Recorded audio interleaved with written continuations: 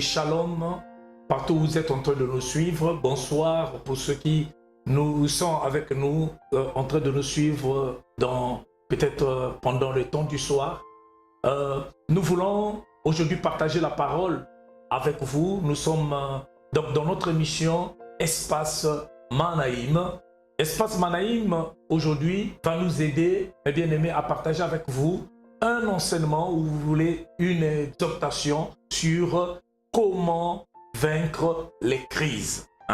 Ou encore, si vous voulez, les bonnes attitudes en temps de crise. Les bonnes attitudes en temps de crise. Alors, chers amis, nous voulons, avant de commencer, déjà vous dire que, vous savez, il y a des gens qui pensent que parce qu'ils sont en Jésus, ils ne vont plus vivre des épreuves, ils ne vont plus vivre des moments compliqués dans leur vie. Mais bien aimés, vous devez savoir que dans la marche avec Dieu, vous allez croiser 3 genres de combats. Premièrement, vous allez croiser des persécutions. Les persécutions sont initiées, mes bien-aimés, par les gens qui nous entourent, par nos amis. Mes bien-aimés, les persécutions viennent des amis. Donc, mais le diable passe donc par les amis. Il utilise nos amis comme des instruments pour atteindre ses buts, pour nous décourager. Donc, par les persécutions, le diable veut nous décourager. Donc, le diable utilise aussi les circonstances, comme il a fait dans le cas de Job. Il utilise la maladie pour nous décourager. Mais bien aimé, il y a un autre combat que le chrétien peut croiser sur son chemin. C'est le combat que nous appelons la tentation. Mais la tentation, mes bien-aimés, vous devez savoir que la tentation vient du diable. Parce que le tentateur, c'est le diable, mes bien-aimés. Dieu ne tente personne. La Bible dit que Dieu ne tente pas, c'est le diable qui nous tente. Mais le but que le diable poursuit, ce qu'il poursuit derrière la tentation, mes bien-aimés, c'est de nous égorger, de nous détruire, de voler notre paix. Donc, dans la tentation, il veut simplement nous tuer. Mais bien aimé, il y a un autre combat que nous pouvons croiser, c'est sans les épreuves. Dans les épreuves, c'est ce que Dieu lui-même permet. Il permet les épreuves certainement pour nous préparer à une autre dimension de gloire.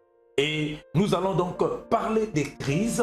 Les crises sont des temps d'épreuves qui peuvent arriver dans la vie d'un enfant de Dieu, des temps de combat qui peuvent arriver dans la vie d'un enfant de Dieu. Maintenant, nous voulons aujourd'hui savoir les bonnes attitudes que nous devons avoir dans les temps de crise. D'abord, avant de lire la parole de Dieu, écoutez, chers bien-aimés, vous savez, si vous allez dans Éphésiens 6, la Bible dit « Revêtez-vous de toutes les armes de Dieu afin de pouvoir résister en temps de crise. » Afin de pouvoir résister en temps de crise. La Bible ne nous dit pas « Revêtez-vous des armes de Dieu ».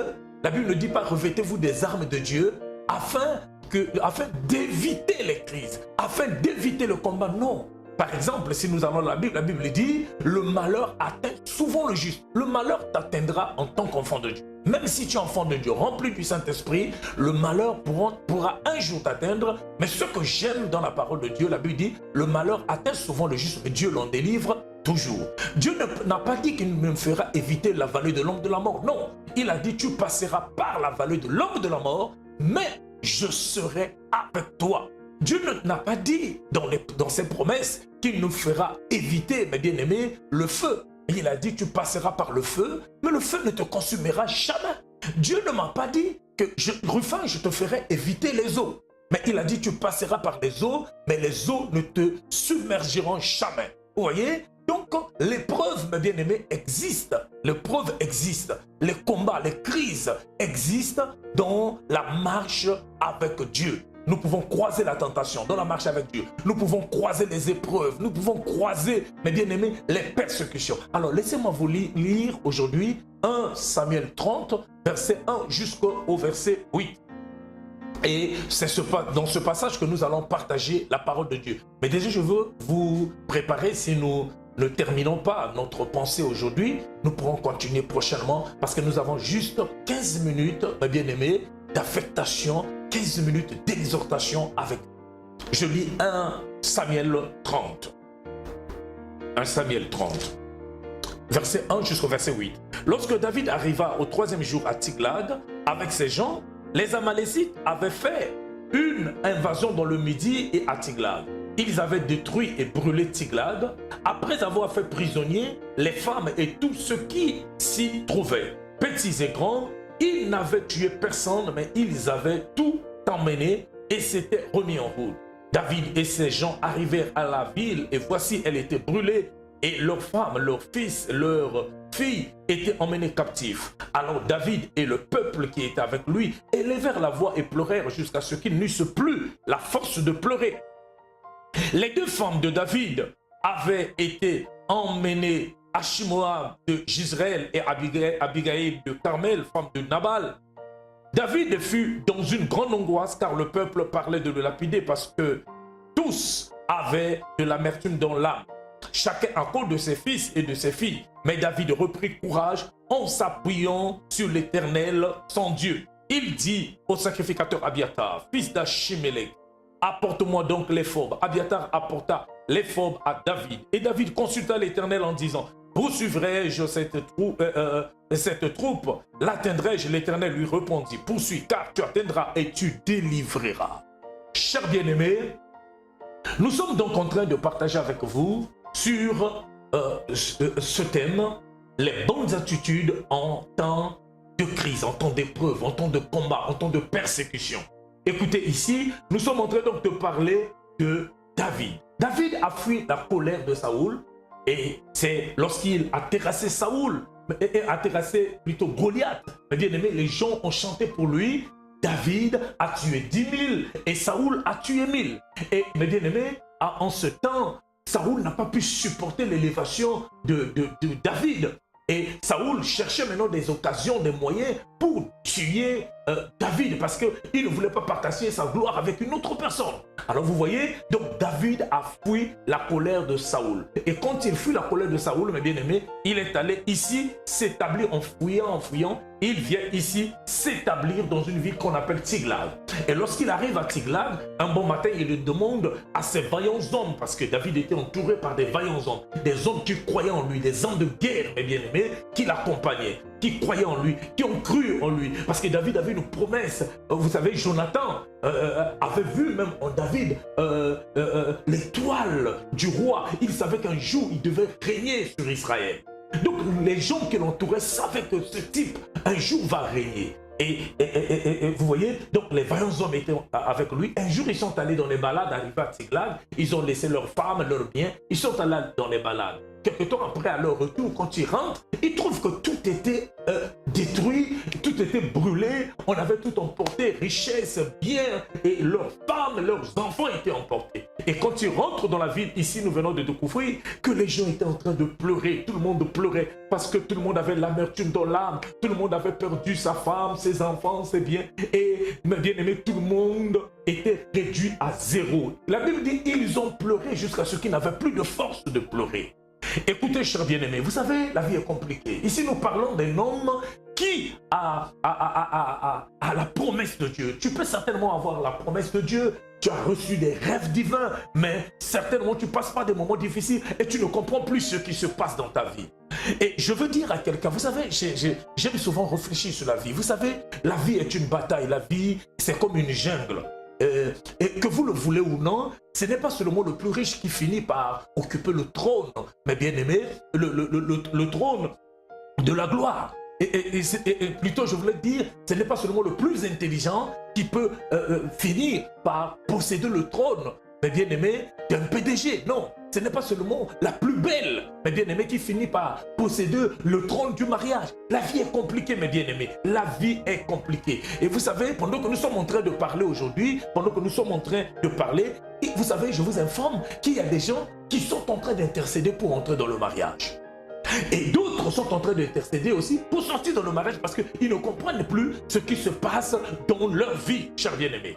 Vous savez, depuis le premier coup d'État, orchestré par le diable, par Satan, au ciel, mes bien-aimés, et Dieu l'a précipité, il s'est retrouvé par terre, et Satan veut renverser l'ordre des choses sur la terre. Il a pour but d'assombrir les étoiles des gens, mes bien-aimés, qui sont zélés pour l'œuvre de Dieu. Il a pour but de décourager, mes bien-aimés, les enfants de Dieu qui sont zélés pour l'œuvre de Dieu. Et c'est ça le but de Satan. Il veut assombrir notre étoile. Il veut nous décourager, nous emmener par les épreuves. Pendant que nous passons par des situations difficiles, nous emmener à croire que Dieu ne nous aime pas. Nous emmener à croire que Dieu nous a abandonnés. Alors, chers bien-aimés, David, c'est pourtant l'homme selon le cœur de Dieu. David, c'est quelqu'un qui a les promesses de Dieu dans son cœur. Mais ici, il tombe dans des moments difficiles. Alléluia. Et chers bien-aimés, vous pouvez avoir donc la promesse de Dieu et quelque temps après votre parcours avec Dieu, ne plus comprendre ce qui se passe. Écoutez mes bien-aimés, il est très important dans la marche avec Dieu de savoir qu'il y a des hauts, il y a aussi des bas. Vous pouvez marcher avec Dieu, il est avec vous, mais sachez qu'il y aura des hauts dans la marche avec Dieu, il y aura aussi des bas. Bien qu'il a dit que je ne vous abandonnerai jamais, bien qu'il a dit ma main sera toujours avec vous lorsque vous traversez la vallée de l'ombre de la mort, mais sachez que la vallée de l'ombre de la mort aussi existe. Bien qu'il a dit le malheur peut atteindre le juste, mais je l'en délivre toujours, sachez, mes bien-aimés, que le malheur existera. Écoutez, chers bien-aimés, vous savez, quelque chose me bouleverse. Quand je parcours le livre de Jérémie, dans le ventre de sa mère, Dieu dit à Jérémie, je te connaissais depuis que tu étais dans le ventre de ta mère. Vous savez, ça, c'est très touchant. C'est Dieu qui le dit. Ce n'est pas un rêve. C'est Dieu qui révèle à Jérémie que je te connaissais depuis que tu étais dans le ventre de ta mère. Et je t'ai établi prophète. Quelle gloire! Alléluia! Être établi prophète.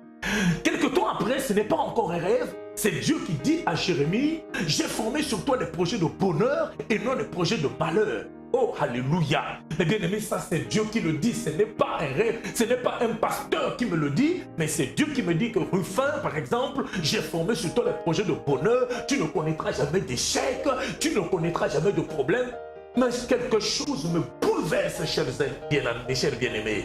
Juste après le livre de Jérémie, je tombe dans le livre des lamentations de Jérémie. Et ici, ça me révèle simplement que Jérémie a pleuré. Jérémie dans le livre des lamentations dit, je ne connais plus ta paix, je ne connais plus ton bonheur.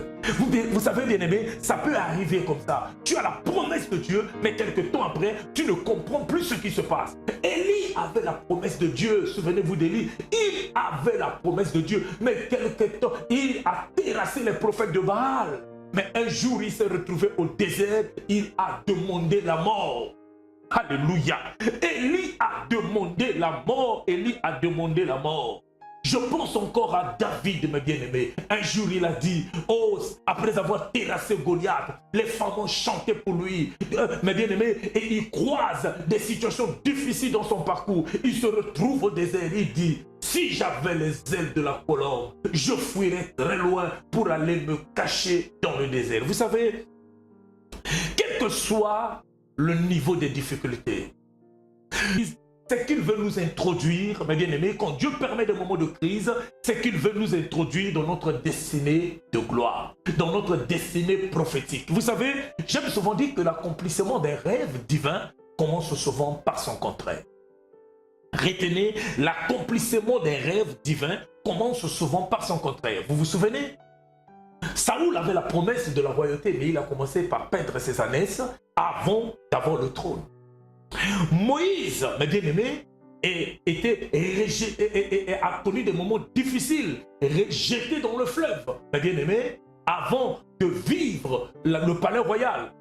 Il avait la promesse sur Israël, de régner sur Israël, mais les gens commençaient par lui dire, qui t'a établi roi sur nous? Chers bien-aimés, l'accomplissement des rêves prophétiques, et j'insiste, commence souvent par son contraire. Écoutez, j'aime souvent dire que celui qui n'a pas d'ennemi n'a pas d'avenir. Et un pasteur disait que si tu n'as plus de problème, c'est que Dieu t'a abandonné. Ça se sent dans nos débuts, mes bien-aimés, ça se passe dans nos débuts dans le ministère. C'était le révérend Catonien qui nous disait, celui qui n'a pas de problème dans la marche avec Dieu, c'est que Dieu ne le connaît plus. Il doit aller en retraite. Écoutez, chers bien-aimés, Moïse était encore un enfant. Mais Pharaon était révélé que ce Moïse avait l'étoile de la royauté et il a commencé déjà à le combattre. Pensez à Jésus, chers bien-aimés, il avait l'étoile de la royauté et Hérode n'était plus en paix.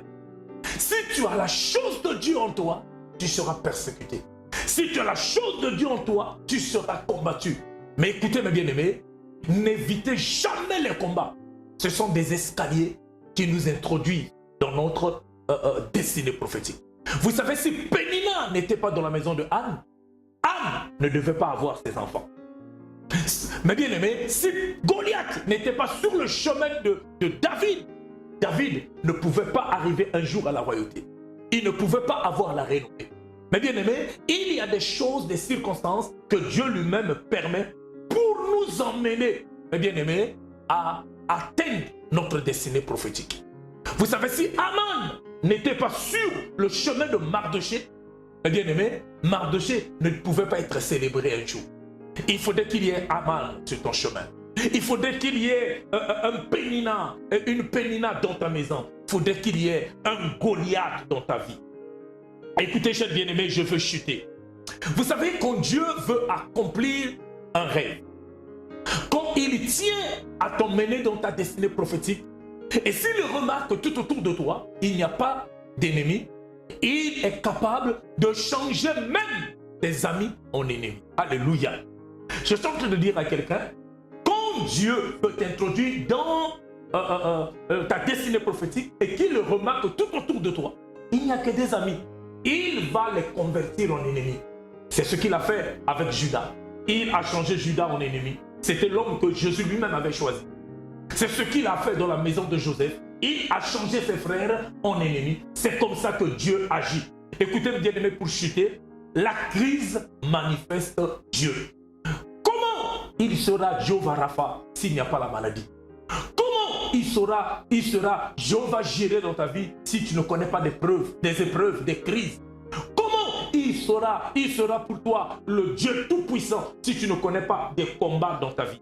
Et Joseph a dit, c'était pour vous faire du bien que l'Éternel a permis que je passe par là.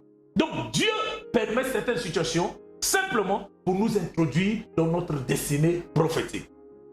Pour terminer, je dis à quelqu'un, ta situation présente n'est pas un parking. Ta situation présente n'est pas une condition permanente, mais simplement un temps de transition. Alléluia. Tu peux glorifier Dieu parce que ta situation présente de souffrance n'est qu'un temps de transition. Ça veut dire que le malheur peut t'atteindre, mais sache qu'il y a toujours une solution avec Dieu. Chers bien-aimés, nous arrêtons ici pour aujourd'hui. Nous allons continuer avec ce grand thème. Comment vaincre les épreuves, ou si vous voulez, les attitudes qu'il faut dans les temps de crise. Je veux prier pour une personne qui traverse des moments difficiles.